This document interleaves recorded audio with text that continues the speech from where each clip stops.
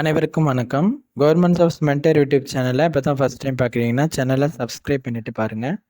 தொடர்ந்து government jobs update இந்த சேனலை கொடுத்துட்டு வந்துட்டுருக்கோம். தமிழ்நாடு அரசு வேலைவாய்ப்பு பதிவுகளில் இப்போ தமிழ்நாடு அரசு பணியாளர் தேர்வாணையம் டிஎன்பிசி ஒரு வேலைவாய்ப்பு அறிவிப்பு வெளியிட்டிருக்காங்க. இன்றைக்கி டேட் வந்து 7th May 2025, 7ஆம் தேதி மே மாதம். Senior combined technical service examinations அந்த போஸ்ட்டுக்கு வெளியிட்டிருக்காங்க. ஒருங்கிணைந்த தொழில்நுட்ப பணியிடங்கள் கிட்டத்தட்ட 330 காலி பணியிடங்களுக்கு 32 விதமான பதவிகளுக்கு வெளியிட்டிருக்காங்க. அதை பற்றின விவரங்கள் பார்க்கலாம் வாங்க. டிஎன்பிசியில் இப்போ அதுக்கான நோட்டிஃபிகேஷன் அவங்களுடைய அஃபிஷியல் வெப்சைட்டில் வெளியிட்டுட்டாங்க. அதை நீங்கள் பார்த்துக்க முடியும். இப்போ நம்ம அந்த நோட்டிஃபிகேஷனை கொஞ்சம் ஷார்ட் அண்ட் ஸ்வீட்டாக பார்க்கலாம். தெரிஞ்சுக்கிட்டு நீங்கள் அப்ளை பண்ண ஆரம்பிச்சிடுங்க.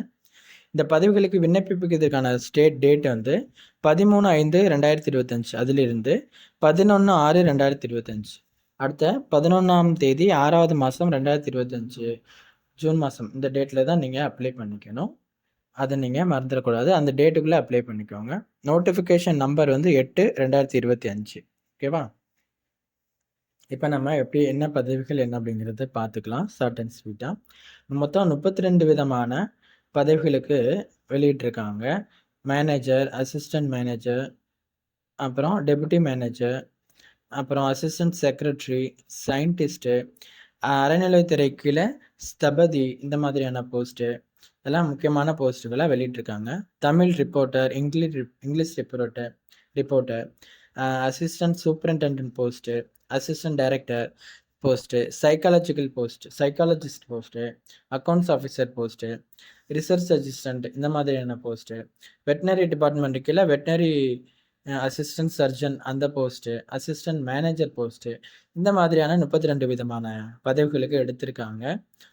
நீங்கள் அதை தெரிஞ்சுக்க முடியும். எந்தெந்த டிபார்ட்மெண்ட் அப்படின்னு மேஜர் டிபார்ட்மெண்ட்டுன்னு பார்த்தோம் அப்படின்னாக்க, Tamilnadu EB department, cement corporations department, சட்டமன்றத்துறையில் அங்கே இருக்கிற மாதிரி வேலைவாய்ப்பு, ஃபாரஸ்ட் டிபார்ட்மெண்ட்டு, அறநிலையத்துறை கீழே எடுக்கிறாங்க, இன்ஃப்ராஸ்ட்ரக்சர் டெவலப்மெண்ட் கார்பரேஷன் கீழே எடுக்கிறாங்க, எக்கனாமிக்கல் டிபார்ட்மெண்ட்டு, அப்புறம் டவுன் அண்ட் கண்ட்ரி பிளானிங் அந்த டிபார்ட்மெண்ட்டு கீழே எடுக்கிறாங்க, சென்னை மெட்ரோபாலிட்டியன்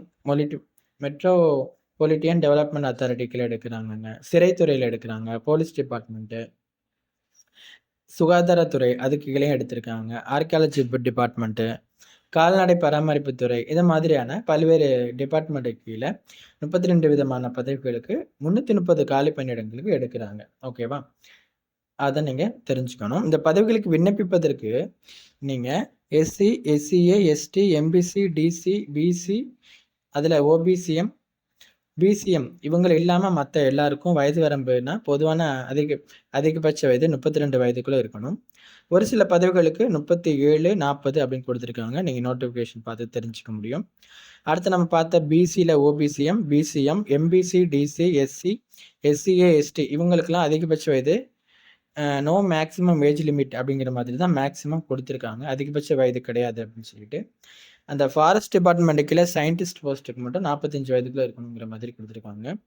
இதை இல்லாமல் உங்களுக்கு பிடபிள்யூடி, எக்ஸர்விஸ்மென்ட்ஸ், விடோ கேட்டகரிக்கு வயது தளர்வு 2 விதமான ஏஜ் லிமிட்டுக்குமே கொடுத்துருக்காங்க. நீங்கள் அதையும் பார்த்து தெரிஞ்சுக்கோங்க. இந்த பதவிகளுக்கு நீங்கள் அப்ளை பண்ணுறதுக்கு பெரும்பாலும் பணிகளுக்கு வந்து அனுபவத்தோட எக்ஸ்பீரியன்ஸோட நீங்கள் அப்ளை பண்ணுற மாதிரி இருக்கும். இன்ஜினியரிங் டிகிரி முடித்தவங்க அல்லது ஏதாவது ஒரு டிகிரி முடித்தவங்க, மாஸ்டர் டிகிரி முடித்தவங்க அப்படின்னு சொல்லிட்டு பதவிகளுக்கு ஏற்ற மாதிரி உங்களுக்கு குவாலிஃபிகேஷன்ஸ் கொடுத்துருக்காங்க. பிடெக்கில் post graduate degree, BL law degree முடிச்சவங்க, இது மாதிரி ஒவ்வொரு பதவிகளுக்கும் எந்தெந்த டிபார்ட்மெண்ட்டு கீழே எடுக்கிறாங்களோ அதுக்கேற்ற மாதிரியான குவாலிஃபிகேஷன், அப்போ அதற்கான கல்வி தகுதி அனுபவத்தோட உங்களுக்கு கேட்குறாங்க. நீங்கள் நோட்டிஃபிகேஷனை கரெக்டாக நீங்கள் எந்த பதவிகளுக்கு விண்ணப்பிக்கிறீங்க அப்படின்னு பார்த்து செலக்ட் பண்ணிவிட்டு அதன் பிறகு கல்வி தகுதி கீழே கொடுத்துருப்பாங்க. அதில் போயிட்டு நீங்கள் பார்த்தீங்க அப்படின்னா ப்ரீஃபாக நீங்கள் என்ன கல்வி தகுதி முடிச்சுக்கணும், என்ன அனுபவம் இருக்கணும் அப்படிங்கிறது 32 பதவிகளுக்கும் தொடர்ந்து பதவி வாரியாக கொடுத்துருக்காங்க. போஸ்ட் கோடும் பக்கத்தில் இருக்கும். நீங்கள் அதையும் பார்த்து தெரிஞ்சுக்க முடியும். கண்டிப்பாக எக்ஸ்பீரியன்ஸ் கேட்டிருக்காங்க அப்படின்னா அந்த எக்ஸ்பீரியன்ஸ் உள்ளவங்க மட்டும்தாங்க அப்ளை பண்ண முடியும். அதையும் பார்த்துக்கோங்க. இல்லாதவங்க அதை நீங்கள் அப்ளை பண்ணுற தகுதி இல்லை அப்படிங்கிற மாதிரியே எடுத்துக்கணும். இந்த பதவிகளுக்கு நீங்கள் அப்ளை பண்ணிட்டீங்க அப்படின்னா, உங்களுக்கு ஒரு எக்ஸாமினேஷன்ஸ் இருக்கும். எக்ஸாமினேஷன தொடர்ந்து இன்டர்வியூ இருக்குங்க. இந்த அனைத்து எல்லா பதவிகளுக்குமே உங்களுக்கு இன்டர்வியூ இருக்கும் அப்படின்னு சொல்லிட்டாங்க. கம்பெனி டெக்னிக்கல்ஸ் அந்த சர்வீஸ் எக்ஸாம்ல இன்டர்வியூ போஸ்ட் தான் இப்ப நம்ம பார்த்தது எல்லாமே. எல்லா வகையான பதவிகளுக்கும் இன்டர்வியூ இருக்கும். அதை நீங்க ஞாபகத்துல வச்சுக்கோங்க. எக்ஸாமினேஷன் சிலபஸே நம்ம கொஞ்சம் ஷார்ட் அண்ட் ஸ்வீட்டா பார்த்துடலாம்.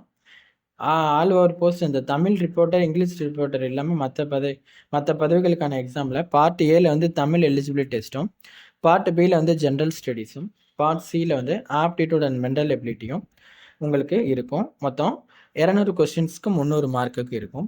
அடுத்து பார்ட் 2ல வந்து சப்ஜெக்ட் பேப்பர்ன்னு சொல்லிட்டு ஒண்ணு இருக்கும். அது நீங்க டிகிரி அதாவது போஸ்ட் கிராஜுவேட் டிகிரி முடிச்சிருக்கீங்க இல்லையா? அது ரிலேட்டடா உங்களுக்கு 200 கொஸ்டின்ஸ் இருக்கும். அதுவும் 300 மார்க்குக்கு இருக்கும். 2மே பார்ட் ஏவுக்கும் 3 மணி நேரம், பார்ட் பிக்கு 3 மணி நேரம் அப்படிங்கிற மாதிரி இருக்கும். உங்களுக்கு எக்ஸாம் வந்து கம்ப்யூட்டர் பேஸ்டு டெஸ்ட்ல தான் இருக்கும் அப்படின்னு சொல்லிட்டாங்க. சிபிடி முறையில தான் இருக்கும் அப்படின்னு சொல்லிட்டாங்க. நீங்க அதையும் பார்த்துக்கோங்க.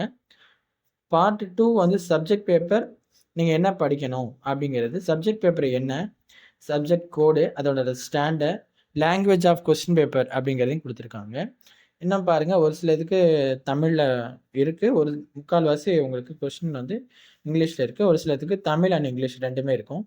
நீங்க எந்த சப்ஜெக்ட்டுக்கு நீங்க அப்ளை பண்ணியிருக்கீங்களோ, அந்த சப்ஜெக்ட் என்ன லாங்குவேஜ்ல இருக்குன்னு பாருங்க. பார்த்துட்டு நீங்க அதுக்கும் ப்ரிப்பேர் பண்ண படிக்க ஆரம்பிச்சிருங்க.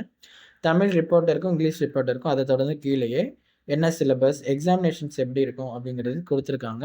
நீங்க அதையும் பார்த்து தெரிஞ்சுக்க முடியும். அவ்வளோதாங்க. நீங்க இதுக்கு ஆன்லைன்ல தான் அப்ளை பண்ணணும். டிஎன்பிஎஸ்சியோட அஃபிஷியல் வெப்சைட் வந்துட்டு நீங்க அவங்க அப்ளை பண்ணுறதுக்கான லிங்க்ல பண்ணிக்கலாம். ஒன் டைம் ரிஜிஸ்ட்ரேஷன் கம்ப்ளீட் பண்ணிட்டீங்க அப்படின்னா டைரெக்ட்டா அப்ளை பண்ணிக்கலாம். எக்ஸாமினேஷன் ஃபீஸ் வந்து ரூ. 200 அப்படிங்கிற மாதிரி இருக்கும். ஒன் டைம் ரிஜிஸ்டர் பண்ணாதவங்க பண்ணிடுங்க.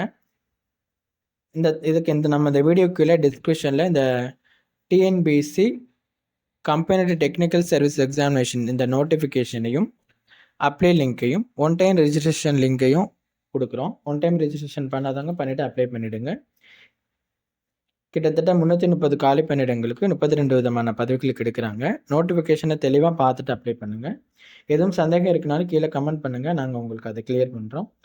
இந்த தகவலை உங்களோட நண்பர்களோட பகிர்ந்துக்கங்க. அவங்களுக்கும் பயனுள்ளதா இருக்கும். Thank you.